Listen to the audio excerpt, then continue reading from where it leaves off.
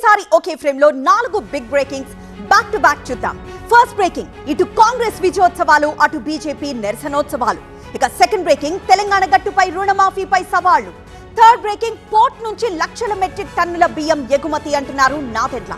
ఇక fourth breaking, Tamil Nadu కేరళను వణికిస్తున్న Fengal తుఫాన్.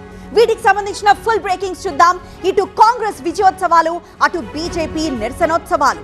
9 రోజుల పాటు పండుగగా ప్రజాపాలన, ప్రజా విజయోత్సవాలు నిర్వహిస్తామంటోంది కాంగ్రెస్.